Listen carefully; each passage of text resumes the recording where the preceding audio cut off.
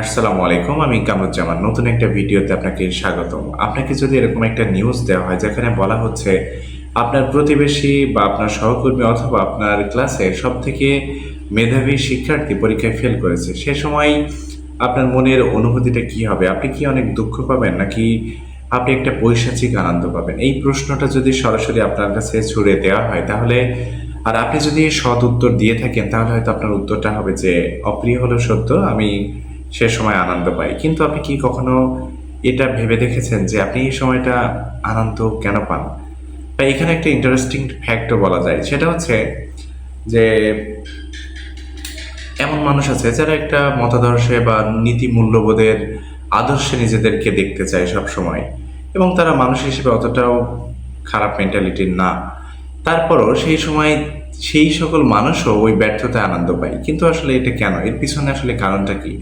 এর পিছনে চমৎকার একটা কারণ আছে, সেটা হচ্ছে যে আমাদের নিজেদের কোনো মাপকাঠি নেই। অর্থাৎ আমরা সুখী নাকি দুঃখী, আমরা ব্যর্থ নাকি সফল, এই মাপকাঠিটা কিন্তু আমাদের নিজেদের নেই। আমরা সবসময় একটা আপেক্ষিক মাপকাঠির মাধ্যমে নিজেদেরকে যোগ্য অথবা নিজেদেরকে অযোগ্য ভাবি।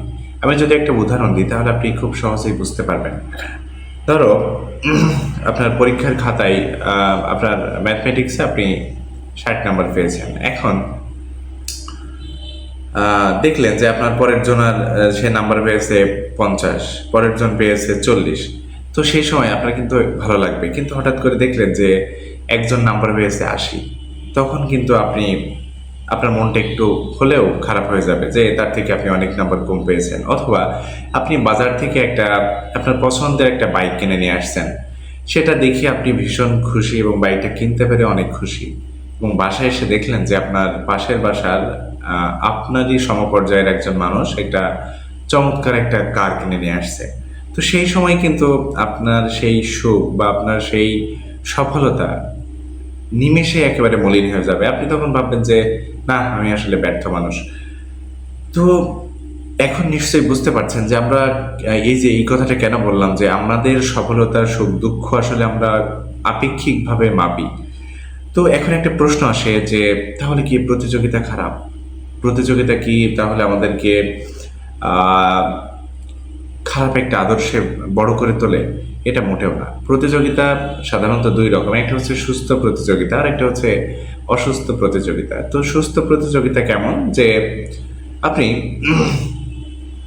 পরীক্ষায় 60 নম্বর পেয়েছেন। এখন আপনার লক্ষ্য হচ্ছে বা লক্ষ্য স্থির করেছেন যে এটা থেকে কিভাবে ইমপ্রুভ করে 70 বা 80 নাম্বার পাওয়া যায়। তো আপনি সেটার জন্য চেষ্টা করছেন, কঠোর পরিশ্রম করছেন, এবং এক সময় দেখা গেল যে আপনি সেই 60 নাম্বার অতিক্রম করে আপনি 80-তে পৌঁছেছেন। তো এই যে একটা প্রতিযোগিতা নিজের সাথে, অর্থাৎ নিজের আত্ম উন্নয়নের জন্য যে প্রতিযোগিতা, সেটা হচ্ছে একটা সুস্থ প্রতিযোগিতা। কিন্তু আপনি যদি সবসময় মানে অন্যের ব্যর্থতা দেখার জন্য আপনি অপেক্ষা করেন যে আমি এই অবস্থা আছি, ও যাতে এই অবস্থায় পৌঁছতে না পারে, ও কি করছে, ও কি আসলে সফল হয়ে যাচ্ছে বা আমার উপরে উঠে যাচ্ছে, এরকম প্রতিযোগিতা যদি আপনার হয়ে থাকে তাহলে বলবো যে সেটা একটা অসুস্থ প্রতিযোগিতা। এই অসুস্থ প্রতিযোগিতা থেকে যতদিন আমরা বের হয়ে না আসতে পারবো ততদিন আমাদের মন থেকে আসলে হিংসা, বিদ্বেষ বা পরশ্রী কাতরতা, এই বিষয়গুলো একেবারেই যাবে না। আমাদের সন্তানগুলো যখন স্কুলে যায় আমরা তাদেরকে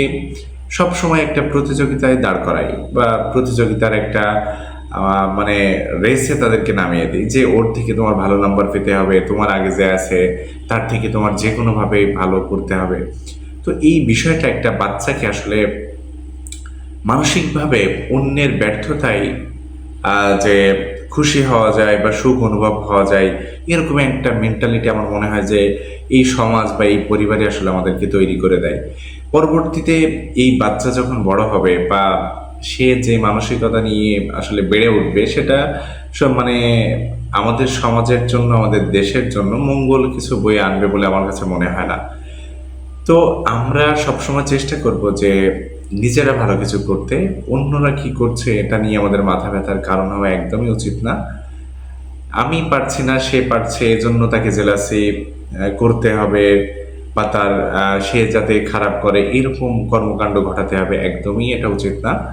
তো আপনার মধ্যে যদি এরকম জেলাসি ভাব থেকে থাকে বা অন্যের ব্যর্থতায় যদি আপনি সুখ অনুভব করে থাকেন, তাহলে আমি খুবই আন্তরিকভাবে আপনাকে অনুরোধ করব যে আপনি প্রতিযোগিতা করেন নিজের সাথে। আপনি আজকের যেটা আছেন, আগামী দিন যাতে আপনার বেটার ভার্সনটা হতে পারেন। আপনি যখন এই বিষয়টা বুঝে যাবেন, সেদিন থেকে আসলে আপনার জীবনের অর্থ খুঁজে পাবেন, যে আপনি কেন বড় হচ্ছেন, আপনি কেন বেঁচে আছেন, বা সফলতা বা ব্যর্থতার সংজ্ঞাটা আসলে কি।